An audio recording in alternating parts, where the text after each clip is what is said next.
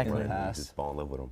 Yeah, future Publix bagger making a crazy run in March Madness. Scott, since you're so mad about this, you can kick it off for us. Particularly amped about this. All right, I've got the Tennessee Volunteers, the number 25 team right now.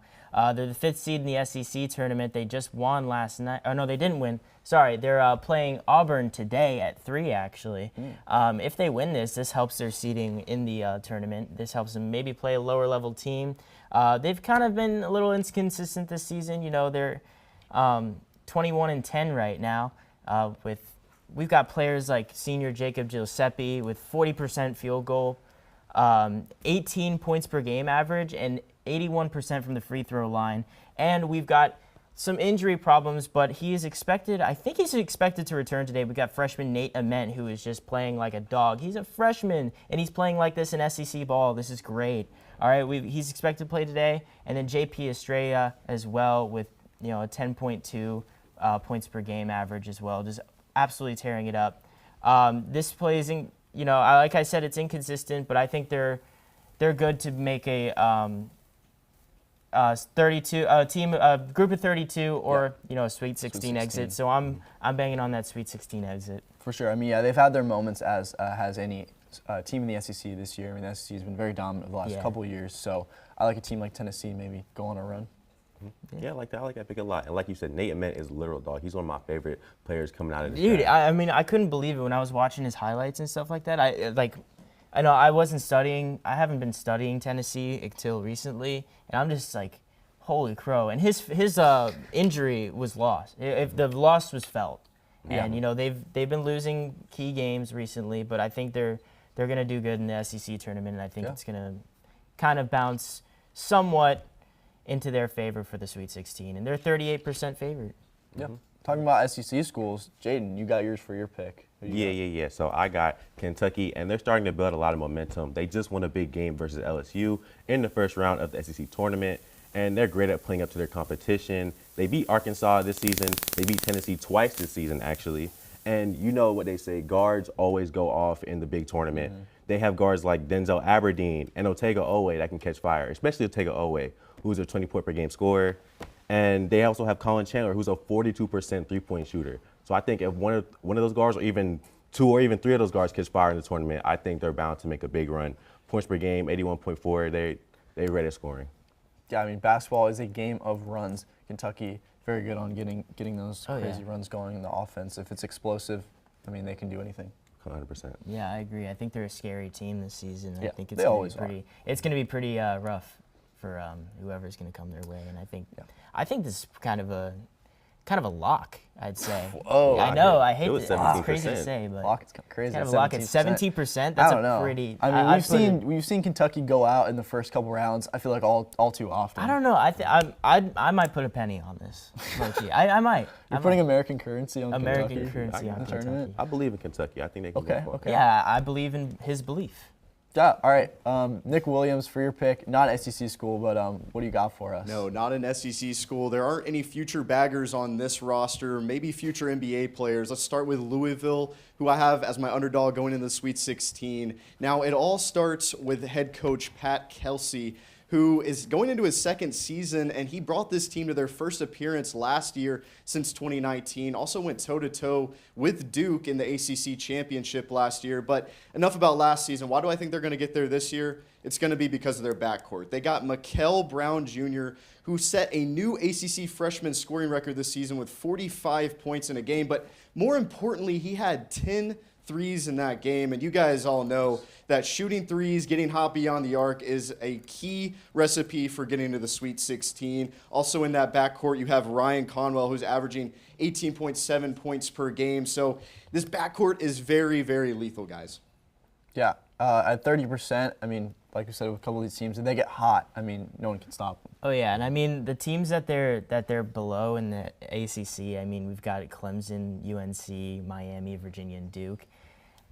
Those are great teams, and I think the fact that you chose them as a underdog here is just a great. I think it was a great choice, especially when you look at those ratings there, and especially the the record that they currently have is pretty good. So 6 in the ACC. I believe in it. Yeah, we talked about that that conference championship game against Duke last year. I mean, that was electric. That was a great game. I remember that one. But yeah, I think they can do something similar this year and do well in the tournament. I think they can compete with some of the best. Yeah, right on. All right, for my pick, last one of the day, I got St. Mary's. St. Mary's, it seems like they're always in the tournament, right? They always go toe-to-toe with Gonzaga in the same conference. I mean, every couple of years, they string together some of these big wins in the tournament. They did split against Gonzaga this year, and right now they sit atop the West Coast Conference at 27-5. I think 11% is pretty low, honestly. I trust St. Mary's. They're ranked as the top mid-major team right now, and their new additions to the portal are carrying them this season. Paulius Markakis is their leading forward. I mean, that's a crazy name. Crazy name. 18.8 points per game, though. I mean, the proof is in the pudding, right? Yeah. 7.7 rebounds. One area where this team does concern me is the rebounding. They're not the tallest team, and it's really tough for them on the boards. But their defense, though, very good. They have a couple guys averaging more than 1 steal per game, so they're a scrappy defense, and I like them to impose their will on these teams in the tournament, maybe make a run in the Sweet 16. Yeah, this is what I'm talking about. This is one of those teams that you see in the March Madness tournament that like you kind of don't know from any other sports. And I just love how they just rise above and rise on top, and they kind of make it every year at this point. Yeah, I mean, pretty much it seems like every year, right? Yeah, literally. And they won, 8 of their last 9? This team is red hot, crazy. of course. I think they're going to do great coming into this tournament. Great pick. Absolutely. But talking about these underdog picks, I mean, all these guys are making it to the Sweet 16, but they're not making it all the way. Yeah. I mean, when we talk about these top teams in the nation, I'll kick it back to Nick Williams. I know you got some for this. Who do you got making a big run, maybe making it to the Final Four or even winning it all? Final Four, winning it all. That is a tough decision to make, but I got to go to Duke this past year and see them play UCF, and I'm going Duke is going all the way this time. They have, as you know, the Boozer boys, and they're ready to make an impact on this dance this year. I'm ready to see what they can do. I would have to agree. I think Duke. Yeah. I mean, for me, I'm going to say Arizona. As crazy as that sounds. And I know they had close games in the Big 12 this season. I still believe in them. And they're the number 2 team right below. I mean, I hate to be a pessimist here for Duke, but I do have to say I believe in Arizona a lot more than Duke. Interesting. I think I'm going to have to go with Nick here and go with Duke. Yeah. Like you said, Cam Boozer is a dog, okay? He's projected to go top 3 in the draft. His brother's also projected to go in the draft as well. I just like them a little bit more over Arizona. I like him. I like Booz way more than I like Koa Pete. Okay. All right. I feel like we've been hearing about Boozer since like sophomore year of high school. Yeah. So, I mean, he's always super hyped up. But that's going to be all the time we have for March Madness. Next segment, we're going to be talking some NFL draft. Hype for that. So don't go anywhere, because we'll be right back. The quick interruption. We'll be right back for your show. For now, let me give you a quick rundown of what the Hitting the Field Network has planned for you. My name is Edgar Rodriguez, and I'm the host of Hitting the Field Season 22, live streaming every Monday at 4 p.m. Eastern. There, you'll find me and our expert guests talking about everything in the wide world of sports. On Tuesday, get ready because it's Season 10 of Nighttime. Hosted by Andrew Gregg and Joe Geiger, Nighttime keeps you up to date on everything happening in the world of college sports and UCF athletics. Moving on to Wednesday, we have Season 8 of The Combine, hosted by our very own Kathleen Moore. This podcast takes a deep and technical dive into everything NFL, and you won't want to miss that. On Thursday, we go live with Bets, where our Bets boys, Ben Huber, Augie Aronson, and Scott Harris, will give their expert opinion that might just make you some money. On Friday, Season 4 of Girls Got Game takes over with only the hottest topics in women's sports, hosted by none other than Katie Sue Christensen and Mia Flores. And to round out the week, Season 3 of HTFC comes on Saturday, hosted by Octavius Lawrence and Santiago Molina. Soccer never stops, and HTFC will be your stop for everything in the world of football. Make sure to follow us on Instagram and TikTok, where you can find non-stop additional content, as well as stay updated on all HTFN news. Lastly, leave a like, comment, and most importantly, subscribe to the Hitting the Field Network on YouTube. That's all I got. I'm Edgar Rodriguez signing off. Enjoy the rest of your show. And we are back. talking some NFL draft. I mean, it's like sneaking up on us. We just had the NFL Yeah. free agency frenzy, so I feel like we have a better idea of who these teams are going to pick. Yeah, and I can't wait to see them. I can't wait to see them get picked and Yeah. see these bets hit on our draft show. They're going to hit. We all know yeah. it. Well, not all of us can hit, I guess, because we're all talking about some receivers. In a so- perfect yeah. world. In a perfect world, we would all. But, can't be always like that. But for this segment, we got some special guests. We got Francisco Vera, Blake Bogue. How we doing? Very, very good. I'm very excited to be here and to talk about some draft prospects here on Bets. I'm doing great. Like Blake said, the draft is always a very exciting topic to talk about. So let's just get right to it. Yeah, I mean, I'm going to kick it to you guys right away. You got the different positions. You got corner and offensive line, if I'm not mistaken. So whichever y'all wants to go first, give us your picks. Well, yeah, so for my selection, I've got Mansour Delaney, who, in my opinion, is the best defensive back in this entire draft. And he has been widely mocked to go to either the Kansas City Chiefs at pick number 9 or my Miami Dolphins at pick number 11, which, personally, I would love for that to happen. In my opinion, he's the best defensive back in the entire draft. He is very consistent, and he can match up with most receivers in the league. He's got the speed to match up with the fast ones and the physicality to match up with the big physical receivers. And as for competition for him not to be the first DB drafted, the only true comp that I've seen is Jermod McCoy, who I do think is good, but he didn't play the whole season last year due to an ACL tear, which is a great concern, and I think that teams will stay away from him and go Delaney instead. And again, I hope that it is my Miami Dolphins who make that selection, but it could be the Chiefs or the Cowboys or maybe a Flyer as well.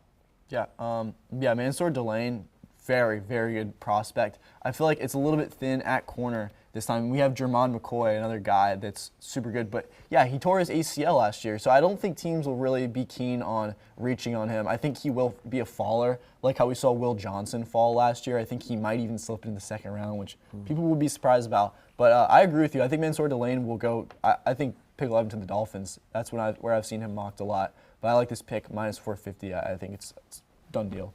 Yeah, and obviously he's minus 450 for a reason. Without a doubt, like you said, the best corner in the draft. I can see him personally going within that 12 to 15 range. And I think right out the gate he can be a contributor. What is he, 6 foot, 190? He's quick enough to match up with the faster receivers, but he's big enough and strong enough to match up with the bigger receivers. So I really do like this pick. Definitely. For offensive line, Francisco, you got your pick. Yeah, I'm taking Francis Mauigoa to be the first offensive lineman taken in the draft. I've seen a lot of mock drafts pretty much lock him in at the 3 pick for the Cardinals, and I'm going to tail.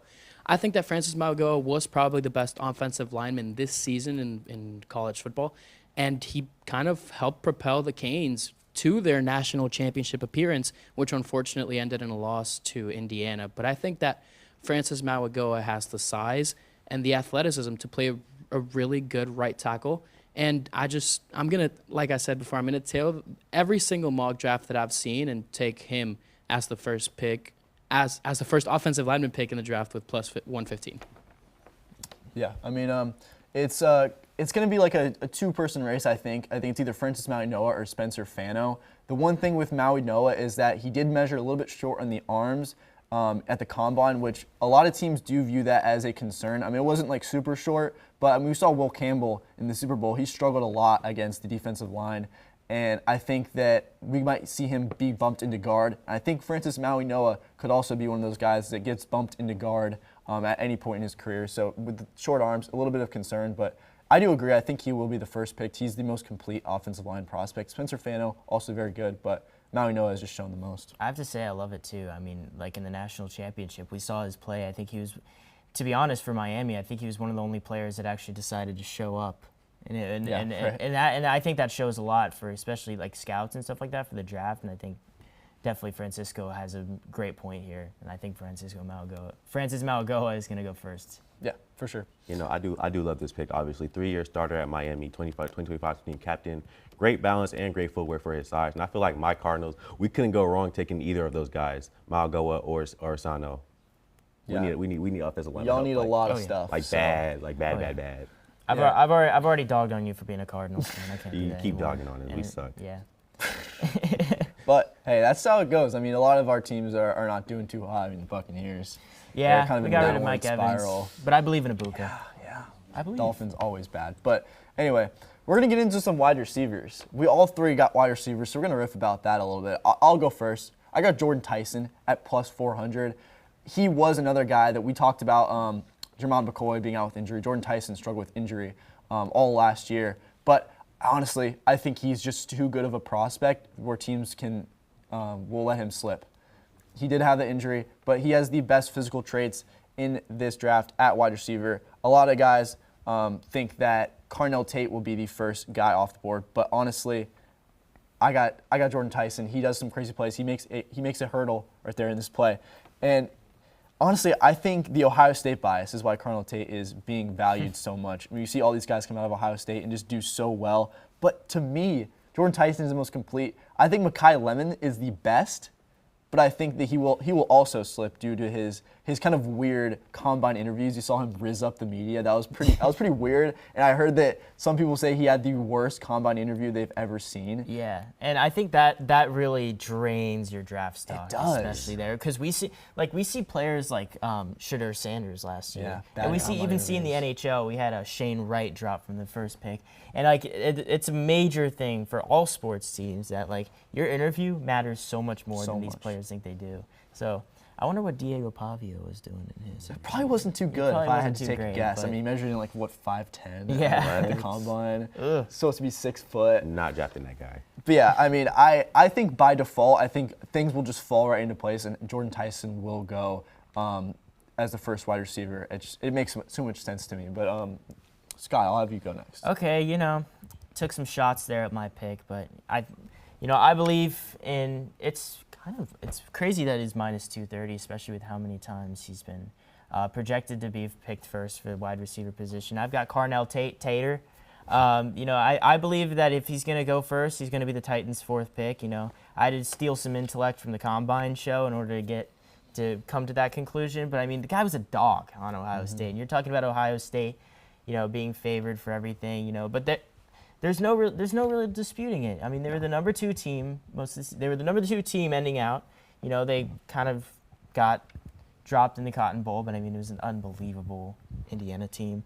But I just think he caught everything that Julian Sayin threw him, and I think he'd be a great option for Cam Ward in building a younger offense for the Titans, if they would take him, of course. But I just think there's no wide receiver that could kind of outplay him right now, and especially in this draft. He had a great combine too.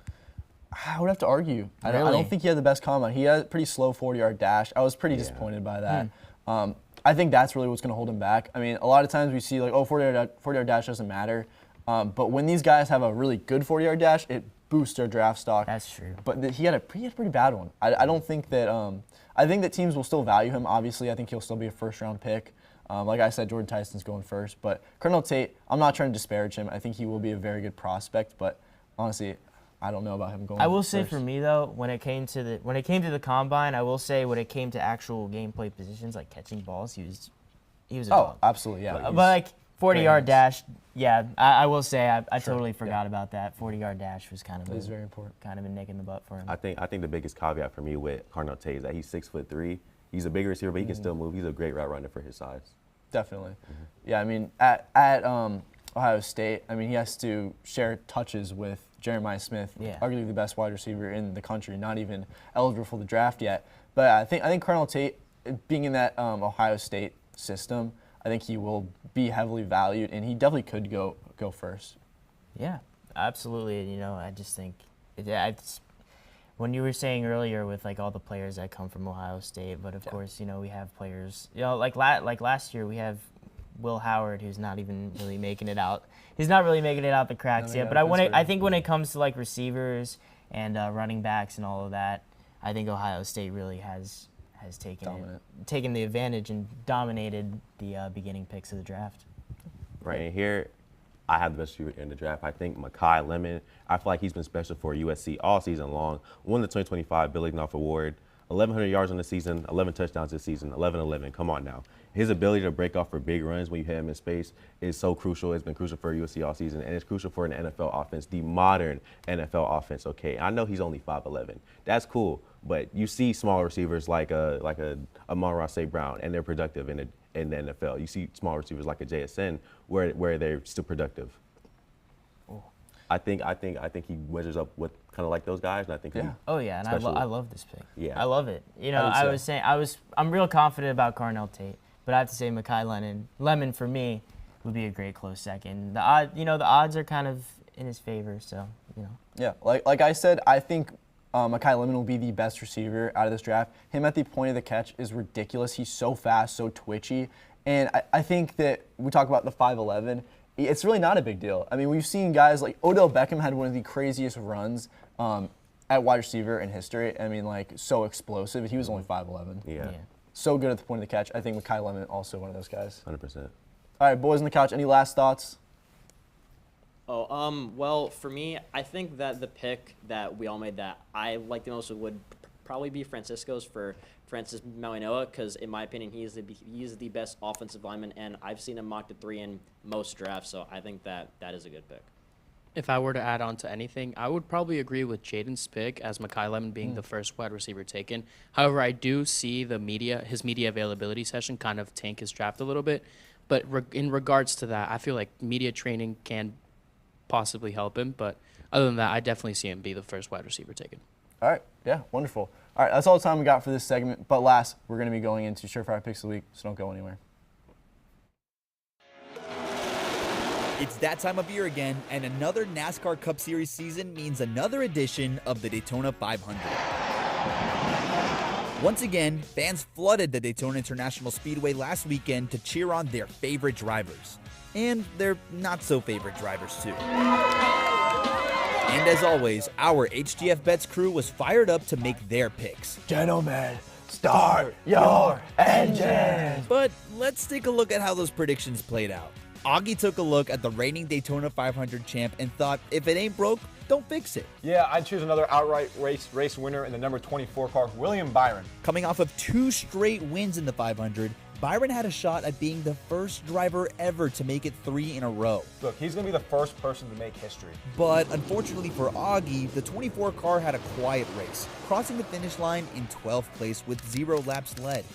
Scott, on the other hand, had his sights set on none other than Ross Chastain. hoping he would finish top 3. The Melon Man raced a promising drive, trading the number 1 spot throughout the 500 miles and leading a total of 12 laps. But to Scott's disappointment, he finished far from the top 3 as the 20th driver to take the checkered flag, meaning that the desk was now 0 for 2.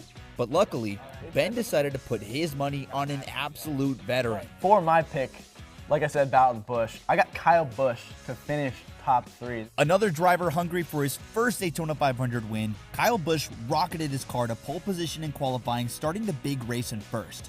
The number 8 car was clearly on a mission, racing at the front of the pack and leading 19 laps on the night. But even after finishing the second stage in 4th, Busch could only manage a 15th place finish in the end.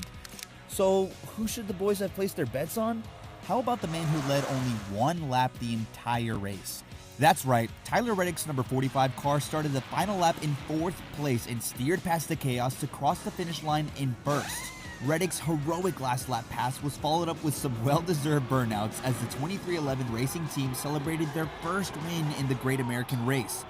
Take a bow, Tyler Reddick. You are now a Daytona 500 champion.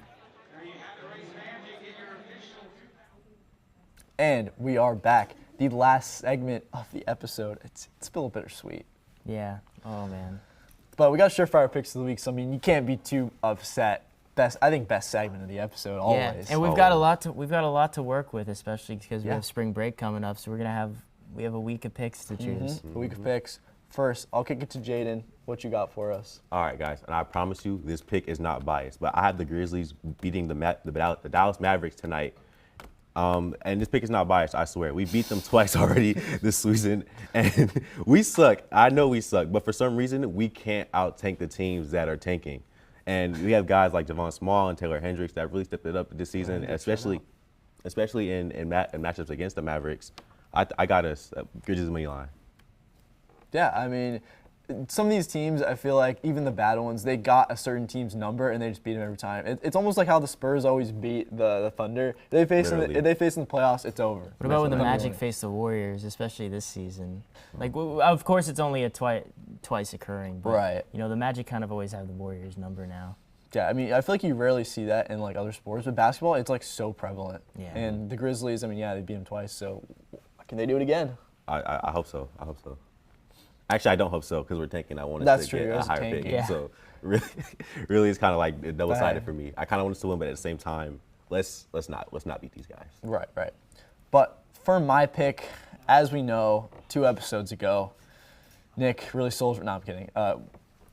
In trivia, I got last, so I got to pick a plus 1,000 or above pick. But honestly, for a plus 1,000, this is at plus 1,500. Rory McIlroy to win the Players' Championship. Rory coming off a little bit of a back tweak, but you know, I really trust him on this one. Rory is always the man to beat. He won in 2025, so who say he can't repeat? Dramatic playoff win against JJ Spawn in the last one. If he wins this week, he joins Jack Nicklaus as the only player to win the event 3 times. Ooh. He currently ranks first on the tour in strokes gained across drivings, irons, putts. I mean, he's the best. More efficient than anyone in golf right now. I'm not the biggest golf fan, but Rory McIlroy is the most recognizable name in golf right now. Honestly, him or Scotty Scheffler. And at plus 1,500, I mean, these events sometimes a little bit of a toss-up, but the fact that Rory's already won it twice makes me very, very confident in this pick. I feel like he can do it again. Okay, if you're so confident, man, that's what matters. You know, being confident in plus 1,500 pick, you know, that's As confident as I'll ever be in a plus 1,500. That's a good crazy quality odds, right there. But I mean, how much money you win? yeah, Right? if you were to pick one, right? If you were to pick a 1,500 pick, I think that is the one. You know, I mean, there's not many out there. It's kind of tough to find that on just an everyday basis. So that's the pick.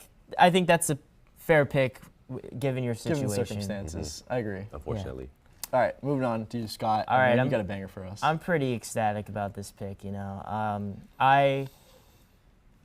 this is kind of the one that I have to say is kind of up in the air for me. You know, we have a lot of great teams in the World Baseball Classic. We have USA, Japan, Puerto Rico, but I'm taking a certain team. I'm taking the DR to win it all. There's no way. All right, you gotta, plus 190. there You you know, go. we've got to represent Junior Caminero. All right, Junior Caminero, my Rays legend, dog. All right, he has been hitting homers left and right. I mean, I think one game he had a 4-hit outing, and I think it was against the Netherlands or something like that. Juan Soto always playing like a dog as always. You know, we have Fernando Tatis. It means so much more here. All right. I forgot to mention Mexico is also a team that can make it all. I think the DR will be the team to beat the USA, especially since the United States just lost to Italy.